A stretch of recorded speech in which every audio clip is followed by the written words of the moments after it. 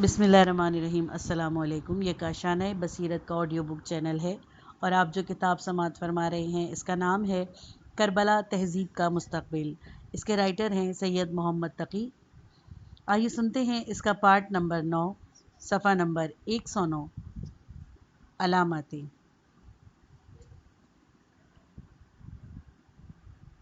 بہرحال عبداللہ ابن زبیر اور امام حسین علیہ السلام کے طرز عمل، انداز اور طرز میں جو واضح فرق پایا جاتا ہے، ان سے یہ اندازہ لگانا آسان ہے کہ اقتدار کی جنگ اور اصولی و نظریاتی تصادم میں کتنا فرق ہوتا ہے۔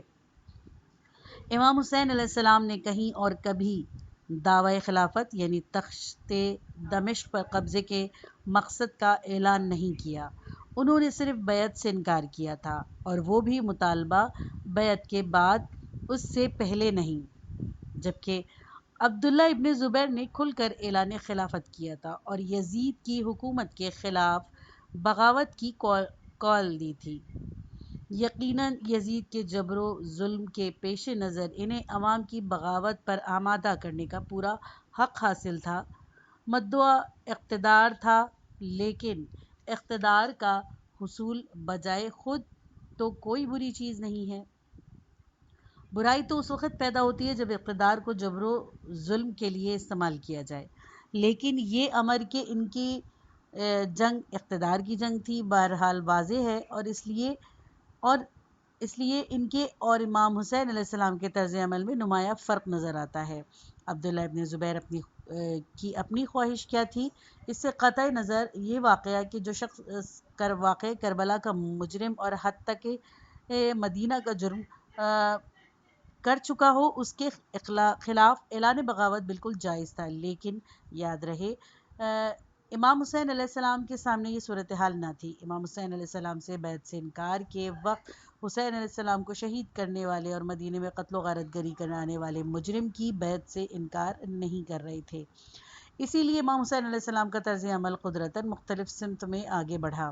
لہٰذا یہ نہیں کہا جا سکتا کہ عبداللہ ابن زبیر کی طرح کیوں امام حسین علیہ السلام نے بھی نکل کر یزید کے خلاف کال نہ دی۔ حقیقت یہ ہے کہ یزید جیسے ظالم کے خلاف عبداللہ ابن زبیر کی کال پسندیدہ تو تھی، مگر ہوش مندانہ نہیں تھی۔ یہ کہنا مشکل ہے، اس لیے کہ ایک تو وہ عملاً نتیجہ خیز ثابت نہ ہو سکی، اور دوسرے اس کے نتیجے میں حرمت کعبہ بھی ضائع ہوئی۔ امام علیہ السلام نے اس امکانی خطرے کے پیش نظر مکے سے قصد سفر کیا تھا تاکہ ان کے کسی اقدام سے وہ کتنا ہی جائز کیوں نہ ہو، مکے کے تقدس پر ضرب نہ پڑے۔ اب یہ تو بہرحال کہا ہی جا سکتا ہے کہ عبداللہ ابن زبیر نے مدینے کے سانحے کے بعد بھی مکے کو حملہ آوروں کی آماجگاہ بنانے کا موقع فراہم کر کے کچھ زیادہ ذمہ دارانہ طرز عمل کا مظاہرہ نہیں کیا۔ یہ بات البتہ کہی جا سکتی ہے کہ جناب عبداللہ ابن زبیر پر یزید کے خلاف اعلان جنگ واجب ہو گیا تھا، اس لیے کہ وہ امام علیہ السلام کے قاتل اور مدینے کو تباہ کرنے کا ذمہ دار بن چکا تھا۔ تاہم اس بغاوت کے لیے خود مکے کو بطور مرکز کے چنا جانا اور اخلاقی و مذہبی طور پر اس کا کوئی ہوش مندانہ جواز نہ تھا۔ ہاں، سیاسی اور فوجی اعتبار سے یہ عقد علم البتہ موضوع قرار دیا جا سکتا تھا۔ تو امام حسین علیہ السلام اور عبداللہ ابن زبیر کے طرز عمل میں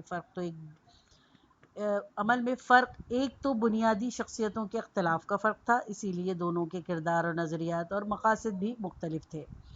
دوسرے حالات کا فرق بھی تھا۔ عملی سیاسی تقاضوں کے پیش نظر عبداللہ ابن زبیر کے اقدام کے وقت حالات زیادہ سازگار سانحہ کربلا رونما ہو چکا تھا اور اس کا دھماکہ ادھر ادھر سنا جا رہا تھا۔ خود مدینے میں عوام علم بغاوت اٹھا کر میدان میں آ چکے تھے، جس کے نتیجے میں مدینہ تاریخ کے المناک ترین قتل عام اور غارت گری کا مرکز بن چکا تھا، جس سے عوامی ہیجان میں کافی شدت پیدا ہو گئی تھی۔ اسی لیے عبداللہ ابن زبیر کا منصوبہ اور مقصد کچھ بھی کیوں نہ ہو، نئے سازگار حالات ضرور ان کے ساتھ تھے۔ لہٰذا انقلاب و بغاوت کی طرف سے بلانے میں انہیں زیادہ ہچکچاہٹ محسوس نہ ہوئی۔ پھر اخلاقی اور مذہبی اعتبار سے یزید دو سنگین ترین جرائم کا مرتکب بن چکا تھا، یعنی قتل حسین اور ہتک مدینہ، لیکن امام حسین علیہ السلام کے اعلان انکار بیعت کے وقت یہ دونوں صورتیں موجود نہ تھیں۔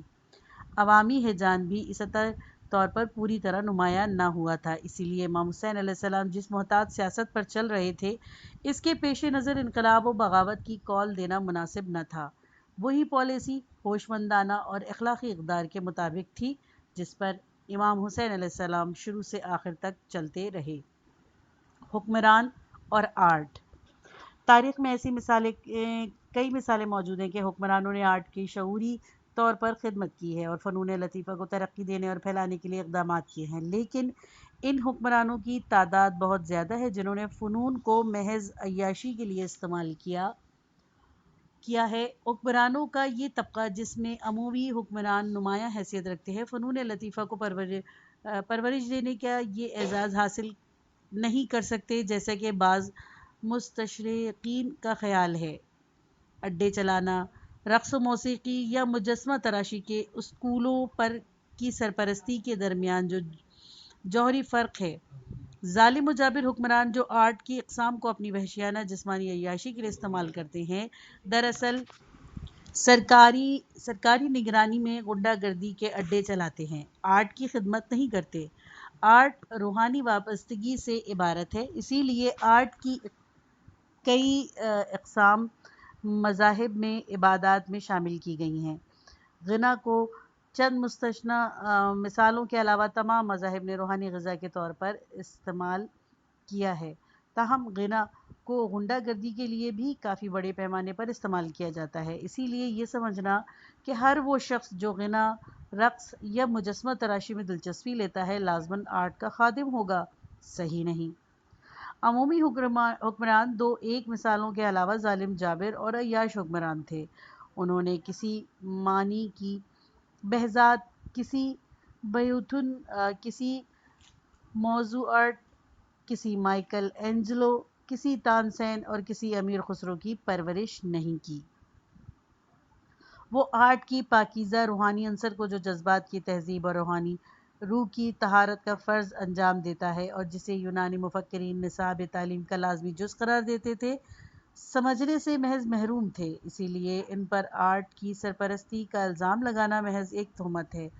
آرٹ جس جذباتی پاکیزگی کو پیدا کرتا ہے، اس سے قتل و غارت گری اور ظلم و عدوان سے نفرت پیدا ہو جاتی ہے۔ جذبات کی تہذیب کے معنی ہی یہ ہیں کہ جبر و ظلم سے طبیعت میں نفرت، کراہت ابھر آئے۔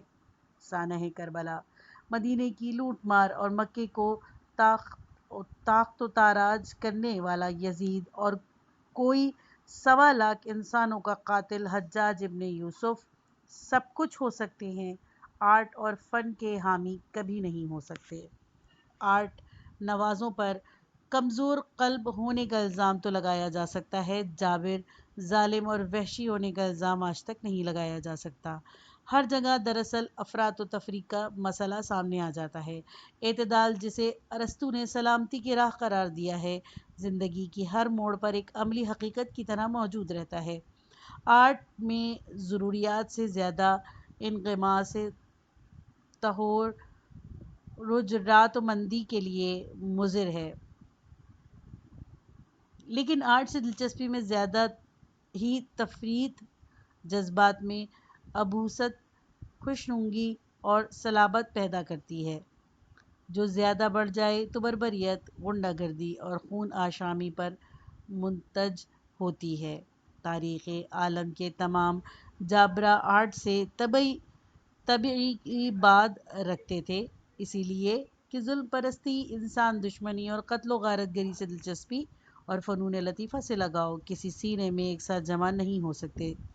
عیاشی کے لیے عالیشان محل بنانے اور کسی محبت کے اظہار کے لیے تاج محل تعمیر کرنے میں جوہری فرق ہے۔ ایک جگہ حسن و فنون سے محبت پھوٹتی ہے، جبکہ شاندار محلوں کی مرعوب کن دیواروں میں خون کے دھبے مسترد و موجود رہتے ہیں۔ اسی لیے صرف شاندار محل بنا دینے کی وجہ سے کسی حکمران کو فنون کا دلدادہ قرار دینا صحیح نہیں ہوگا۔ یہ بات تاریخ کے کلیے کے طور پر کہی جا سکتی ہے کہ تمام جابر حکمران صلابت زدہ جذبات کے مالک رہے ہیں، جس کا اظہار فنون لطیفہ کے ساتھ عیاشی کرنے اور سکتی لاشوں پر بیٹھ کر کھانا کھانے کے دہشت انگیز عمل کے ذریعے بھی ہوتا ہے، اور لاشوں کی مینار کھڑے کرنے اور سربریدہ لاشوں کی تشہیر کے ذریعے بھی۔ عقل کی تہذیب منطق کی تربیت سے اور جذبات کے طہارت فنون لطیفہ سے ہوتی ہے، اور ان دونوں کا جبر و ظلم سے کبھی نباہ نہیں ہو سکا۔ یزید کے بیٹے معاویہ ابن یزید کی مثال سامنے ہے، جو یونانی علم و فکر کا دلدادہ تھا۔ بیٹے نے باپ کے تخت پر اس لیے ٹھوکر مار دی کہ اس تخت کے لیے کربلا پیش آئی تھی۔ معاویہ ابن یزید نے اپنے باپ اور دادا دونوں کی مذمت کی کہ انہوں نے حسین علیہ السلام اور ان کے باپ علی سے ناجائز جھگڑا کیا اور گناہوں کے جھرمٹ میں پھنس کر اپنی قبر تک جا پہنچے، تو یہ کہنا بڑی زیادتی ہوگی کہ عمومی حکمران دو کے علاوہ، جو صرف ظلم و بربریت کے نقیب تھے، آرٹ کے خادم تھے، جبکہ آرٹ کی دلچسپی اور ظلم و جبر کے درمیان مزاج، کردار اور عمل میں یکسر بیر ہے کہ کبھی آرٹ سے دلچسپی بربریت کے ساتھ جمع نہیں ہو سکتی۔ رد عمل، کربلا کے سانحۂ حائلہ نے تمام عالم اسلام کو لرزا دیا۔ کوفہ اور دمشق میں جناب زینب علیہ السلام کی طاقتور خطابت نے آگ لگا دی، چنانچہ کوفہ اور دمشق کے راستے میں کئی جگہ اس یزیدی فوج پر جو اہل بیت علیہ السلام کی قیدیوں کو لے کر دمشق جا رہی تھی، انقلابیوں نے شب خون مارے۔ پھر شام کی بیوروکریسی نے جو یہ افواہ اڑائی تھی کہ اسرائے اہل بیت علیہ السلام فی الاصل اسرائے ولیم ہیں، یعنی غیر مسلم متحاربین کے اعضاء، سو اس کا راز بھی جناب زینب کی تقریروں کی وجہ سے فاش ہو گیا، جس کے نتیجے میں رائے عامہ حکومت کے خلاف بھڑکنے لگی۔ ادھر دمشق کی یہ صورت تھی، ادھر یزید نے سنگین ترین حماقت کا مظاہرہ کرتے ہوئے اسرائے اہل بیت علیہ السلام کی کوفے میں موجودگی کے وقت مدینے میں سانحۂ کربلا کی اطلاع اپنے زبردست فتح کے اعلان کے طور پر پہنچا دی، جس نے مدینے میں سخت ہیجان برپا کر دیا، اور اہل مدینہ کے نمائندوں کے وفود صورتحال کا جائزہ لینے کے لیے دمشق آنے لگے۔ ہیجان انگیز صورتحال پر قابو پانے کے لیے شام کے حکمرانوں نے یہ مناسب سمجھا کہ امام زین العابدین علیہ السلام اور ان کے خاندان کو جلد از جلد احترام کے ساتھ مدینے واپس کر دیں، تاکہ ابھرتی ہوئی بغاوت پر قابو پایا جا سکے۔ یزید صورتحال سے اتنا بوکھلا گیا کہ کہاں تو وہ کربلا کی مزعومہ کامیابی کی خوشیوں میں اشیاخ بدر کو یاد کر رہا تھا، اور کہاں اب یہ نوبت آ پہنچی کہ اس نے امام زین العابدین علیہ السلام کو اپنے پاس بلایا اور کہا کہ خدا ابن مرجانہ یعنی ابن زیاد پر لعنت کرے، اگر براہ راست آپ کے والد کا اور میرا سامنا ہو جاتا تو جو کچھ وہ فرماتے میں منظور کر لیتا اور کبھی قتل کرنا گوارا نہ کرتا۔ اتنا ہی نہیں، یزید نے یہ بھی کہا، اب آپ تشریف لے جائیے اور وہاں سے مجھے خطوط لکھتے رہیے، بلکہ جو بھی ضرورت ہو اس سے مطلع کیجیے گا۔ بدر کے اپنے مقتول عزیز کا انتقام لینے پر کامیاب ہونے والے حکمران کے غرور و تکبر سے بھرے ہوئے اشعار پڑھیے، اور اپنی عداوت کی آماجگاہ یعنی پیغمبر اسلام صلی اللہ علیہ وآلہ وسلم کے ان اہل خاندان علیہ السلام کے حضور، جن کی تذلیل و توہین میں دمشق نے کوئی کسر نہ اٹھا رکھی تھی، یہ خوشگوار لہجہ بھی دیکھیے۔ ببی تفاوت را از کجا است تا بکجا، یہ پاؤں تلے سے زمین نکل جانے والی بات تھی کہ یزید اس طرح گڑ گڑا رہا تھا۔ ذرا توجہ سے دیکھیے، کیا یہ الڑ اور عیاشی میں مبتلا رہنے والا نوجوان کے لچھن تھے، یا ایک چالاک اور اقتدار کی جنگ سے واقفیت رکھنے والے سیاستدان کی چالاکی؟ یزید عیاش اور اوباش تو تھا ہی، لیکن چالاک سیاستداں بھی تھا، جو اقتدار کی ضرورتوں اور تقاضوں کے مطابق بھی عمل کر لیتا تھا۔ یوں تو چند مستثنیٰ مثالوں کے علاوہ تاریخ کے تمام حکمران عیاش اور ظلم ہو سکتے ہیں، لیکن عیاشی میں ڈوب جانے والے حکمران نسبتاً کم ظالم ہوئے ہیں بمقابلہ ان حکمرانوں کے جو اپنے ظلم کے لیے شہرت رکھتے ہیں۔ چنگیز، ہلاکو، ہٹلر زیادہ ظالم اور عیاش بہت کم تھے، لیکن یزید عیاشی کے ساتھ ساتھ ظالم بھی پیش پیش تھا۔ سانحہ کربلا واقع حرہ یعنی مدینے کی تباہی اور مکے کی بربادی کے حادثے اس کے بربریت آمیز مزاج و نہاد کی نمائندگی کرتے ہیں۔ ظالم حکمران عام طور پر چالاک اور عیاری کے فن میں بھی طاق ہوتے ہیں۔ اسی لیے یہ تاثر قائم کرنا جیسے یزید ایک بگڑا ہوا عیش پسند شہزادہ ہو، جیسے سیاسی بازیگروں سے آگاہی نہ ہو، تاریخ کے ساتھ انصاف نہیں ہے۔ سیاسی معاملات میں یزید نے جس بے تدبیری کا مظاہرہ کیا، اس کے سبب یہ نہ تھا کہ وہ سیاسی ضرورتوں سے واقفیت نہ رکھتا تھا، مشکل اس کے ساتھ یہ تھی کہ وہ حضرت صلی اللہ علیہ وسلم سے شدید اور گہری عداوت کے انتہائی مشتعل جذبے پر قابو پانے میں کامیاب نہ ہوتا تھا۔ اسی لیے اس نے خاندان رسول کے ساتھ انتہائی بے رحمانہ چالیں چلیں۔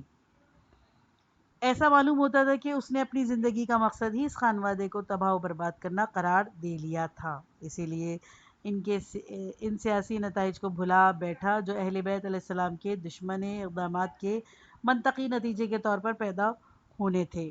اس کی کچھ آنکھ کھلی تو صرف اس وقت جب دمشق اور مدینے میں بغاوت کی چنگاریاں سلگنے لگیں۔ کوفے کی بغاوت سے وہ اتنا خائف نہ تھا، لیکن عوامی رجحان جب دوسرے اہم مراکز میں پھیلنے لگا تو وہ ذرا سنبھلا، مگر انتقام تو وہ لے ہی چکا تھا۔ کربلا تو منعقد ہو ہی چکی تھی، اور اس لیے اب اتنی سی رعایت برتنی کہ اسرائے اہل بیت علیہ السلام کو رہا کر دیا جائے کسی اہمیت کی حامل نہ تھی، لیکن دمشق کے نقطۂ نظر سے مفید ضرور ہو سکتی تھی۔ دمشق کا خیال یہ تھا کہ اگر امام زین العابدین علیہ السلام اپنے اہل و خاندان کے ساتھ عزت و احترام کے ساتھ جلد از جلد مدینے پہنچا دیے جائیں گے تو ممکن ہے بغاوت کا زور ٹوٹ جائے اور مدینے کے عوام امام زین العابدین اور اہل بیت علیہ السلام کے قافلے کو اپنے درمیان پا کر ٹھنڈے ہو جائیں گے۔ واضح طور پر دمشقی بیوروکریسی کا یہ مقصد پورا نہیں ہوا۔ البتہ یہ کہا جا سکتا ہے کہ اہل بیت علیہ السلام کو رہا نہ کیا جاتا اور مدینے کی بغاوت ایسے وقت میں بھڑکتی کہ امام زین العابدین علیہ السلام قید خانہ دمشق میں ہوتے تو غالباً بغاوت اس سے کہیں زیادہ شدید ہوتی، جیسے ان کی رہائی کے بعد ہو سکی۔ 3 کردار 63 ہجری شروع ہی ہوا تھا کہ مدینے کے باشندے دمشقی حکمران کے خلاف بغاوت کے لیے سڑکوں پر آ گئے۔ مدینے کی بغاوت اور واقعہ کربلا کے پیدا کردہ رد عمل کے نتیجے میں انقلابی ابھار پیدا ہوا، اس سے خلافت کے مدعیوں کے لیے سازگار حالات مہیا ہو گئے تھے۔ چنانچہ عبداللہ ابن زبیر نے اس صورتحال سے فائدہ اٹھا کر مکے میں اعلان بغاوت کر دیا اور یزید کے خلاف بغاوت کی کال دے دی۔ انہوں نے کربلا کے مظالم کے تذکروں پر زوردار تقریریں کی اور عوام کو دمشقی حکومت کا قلادہ اتار پھینکنے کے لیے مشورہ دیا۔ اب اس وقت مسلم معاشرے کی فضا پر 3 شخصیتیں نمایاں تھیں: مکے میں عبداللہ ابن زبیر، مدینے میں امام زین العابدین اور دمشق میں یزید بن معاویہ۔ سب سے پہلے عبداللہ بن زبیر کو لیجیے۔ جب وہ رجب 60 ہجری کے آخری ہفتے میں مدینے سے مکے گئے اور 2 شعبان کو مکے پہنچے، اسی وقت 2.5 سال بعد یعنی 63 ہجری کے آغاز تک مکے میں رہے اور اس قیام کے دوران ایک مضبوط گروہ کے قائد بننے میں کامیاب ہو گئے۔ ابن زبیر موقع کے منتظر تھے کہ واقعہ کربلا اور حادثہ مدینہ حالات کو سازگار بنا دیا۔ انہوں نے اعلان خلافت کر دیا۔ یاد رہے یزید کو اس اعلان بغاوت سے 2.5 سال پہلے اس کے باپ نے اپنے وصیت نامے میں واضح طور پر ابن زبیر کے مقاصد اور ممکنہ سرگرمیوں کے بارے میں متنبع کر دیا تھا، تاہم ان کے اعلان خلافت تک یزید نے ان کے خلاف کوئی قدم نہ اٹھایا، ہرچند کہ انہوں نے یزید کے گورنر ولید کی دعوت کو بھی مسترد کر دیا تھا اور مکے میں برابر اپنی طاقت مضبوط کرتے رہے تھے۔ تاہم تاریخ نہیں بتاتی کہ ان کی واضح سرگرمیوں کے باوجود یزیدی حکومت نے ان سے بیعت لینے پر اصرار کیا ہو۔ یزید جانتا تھا کہ وہ خلافت کی مدعی ہیں۔ ابتدا میں اس نے بیعت کا مطالبہ بھی کیا جسے انہوں نے مسترد کر دیا، لیکن یزید نے اس شخص سے جو مدعی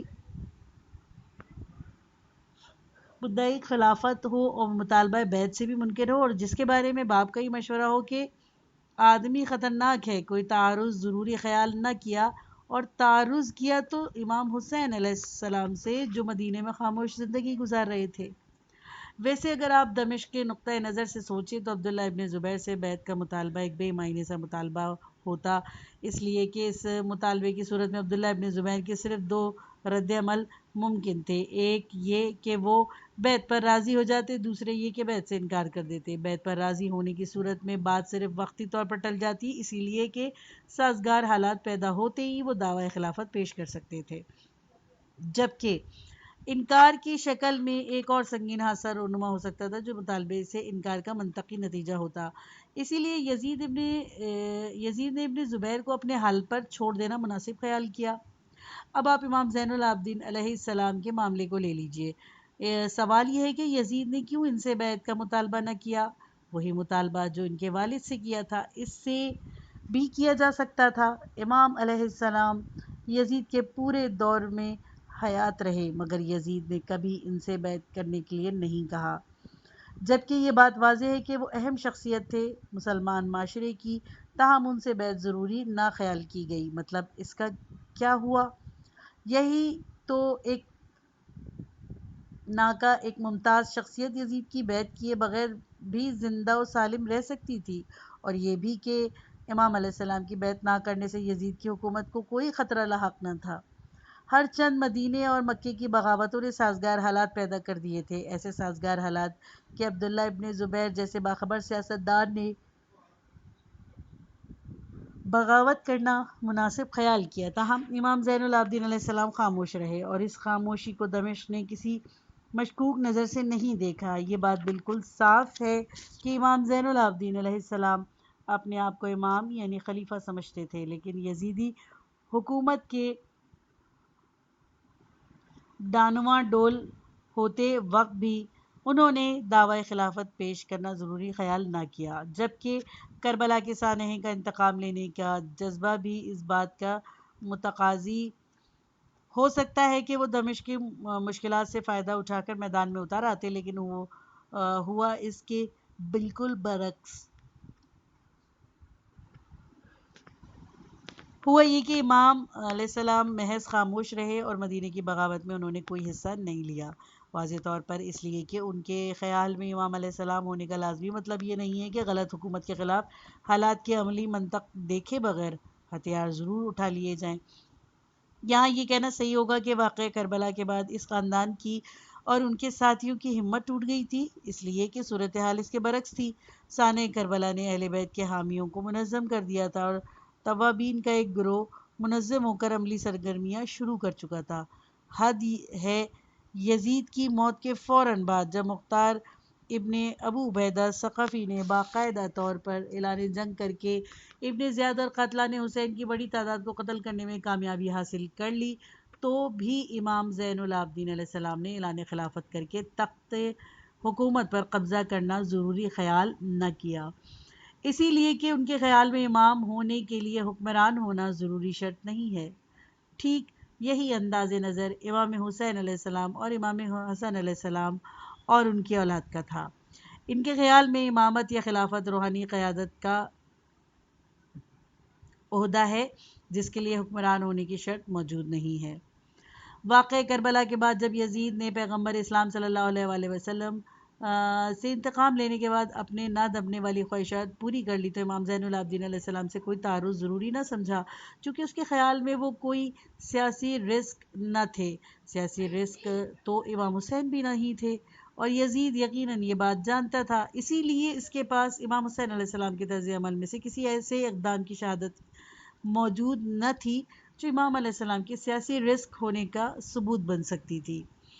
امام زین العابدین علیہ السلام پر تو دمشق کو سیاسی رسک ہونے کا کچھ نہ کچھ شبہ ہو سکتا تھا، اسی لیے کہ واقعی کربلا کے بعد تو انہوں نے وہ جماعت جو کربلا میں اپنے امام علیہ السلام کی مدد نہ کرنے پر نادم تھی، منظم ہو کر یزیدی فوج پر شبخون مارنے کی برابر کوشش کرتی رہی۔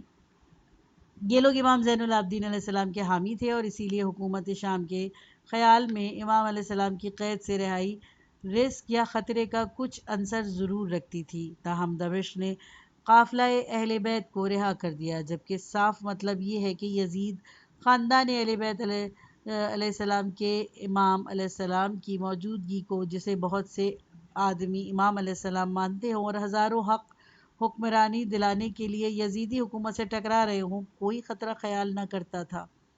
جبکہ امام حسین علیہ السلام مقابلے میں تو یہ صورتحال ہی نہ تھی۔ نہ انہوں نے تخت پر قبضے کا دعویٰ کیا تھا، انہوں نے فوج اور نہ ہی انہوں نے فوج جمع کی تھی، نہ مطالبہ بیعت کے وقت کوئی منظم گروہ تھا جو یزیدی حکومت سے ٹکر لے رہا ہو۔ پھر کیوں یزید نے بیعت کا مطالبہ پیش کر کے ایک عظیم فتنے کی بنیاد ڈال دی؟ واضح طور پر اس لیے نہیں کہ حسین علیہ السلام سیاسی رسک تھے، بلکہ محض اس لیے کہ یزید حسین علیہ السلام کے نانا صلی اللہ علیہ وآلہ وسلم سے انتقام لینے کے لیے ادھار کھائے بیٹھا تھا، اور اسی لیے جب تک اس نے اپنی آتش انتقام بجھا نہ لی چین سے نہ بیٹھ سکا۔ وقتی طور پر تو واقعی اسے چین نصیب ہو گیا تھا، لیکن سیاسی طور پر 10 محرم 61 ہجری کے بعد ہی اس کے لیے بے چینی کا دور شروع ہوا، جب اس کے اپنے دور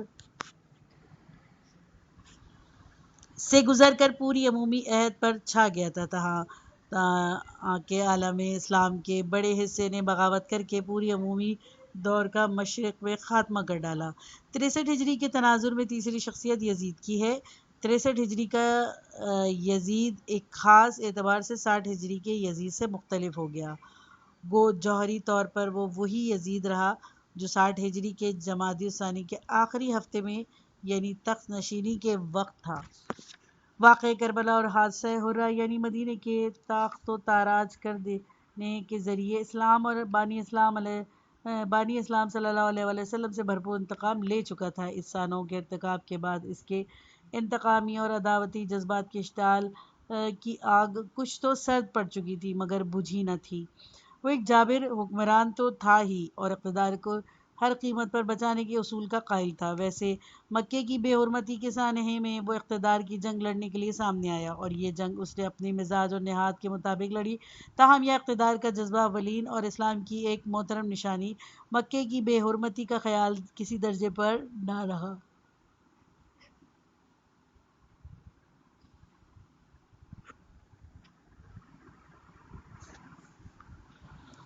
یعنی مطلب یہ کہ اسے عبداللہ ابن زبیر کو، جو اس کے تخت کے لیے خطرہ بن گئے تھے، ہر حال میں کچھ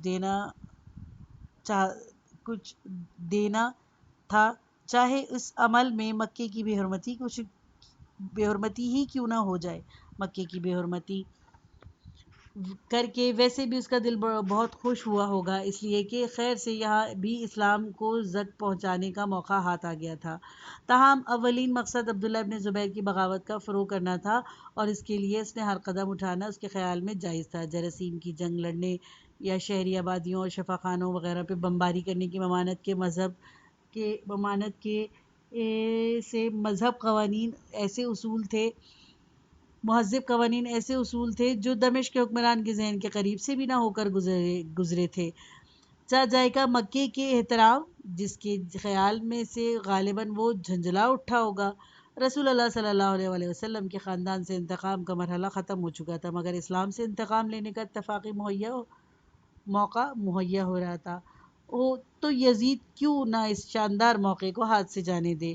چنانچہ اقتدار کی جنگ کو کامیاب بنانے کے سلسلے میں مکے پر بھرپور وار کرنے کا جو موقع مہیا ہوا، یزید نے اسے بھرپور فائدہ اٹھایا اور کعبے کو منجیقوں سے مسمار کر کے اسلام کی جانب میں ایک اور بڑا گناہ کا ارتکاب کرنے میں کوئی تذبذب یا ہچکچاہٹ کا مظاہرہ نہیں کیا۔ تاریخ، تہذیب اور حسین علیہ السلام۔ اب تک ہم کربلا پر ان واقعات کے پس منظر میں سوچتے رہے جو حسن علیہ السلام اور معاویہ اور معاہدے سے لے کر یزید کی موت تک رونما ہوئے، لیکن سانحہ کربلا کچھ اور عبادات بھی رکھتا ہے جنہیں ذرا مختلف سطح پر دیکھنا ہوگا۔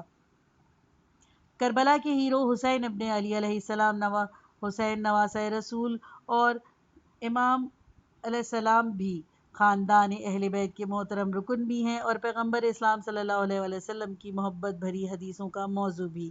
مختصراً اپنی خاندانی اور مذہبی نسبتوں کے اعتبار سے مسلمانوں کے لیے حسین ابن علی علیہ السلام کی شخصیت زبردست احترام اور محبت کی آماجگاہ بنی رہی، لیکن واضح طور پر یہ صورتحال مسلم معاشرے کے دائرے میں اطلاق رکھتی ہے، اور یوں قدرتی طور پر سوال یہ پیدا ہوگا کہ مسلم معاشرے کے دائرے سے باہر حسین علیہ السلام ان کی کربلا کہاں اپنی جگہ حاصل کرے گی۔ یہ پارٹ ختم ہوا، کتاب کا اگلا حصہ نیکسٹ پارٹ میں سنیے۔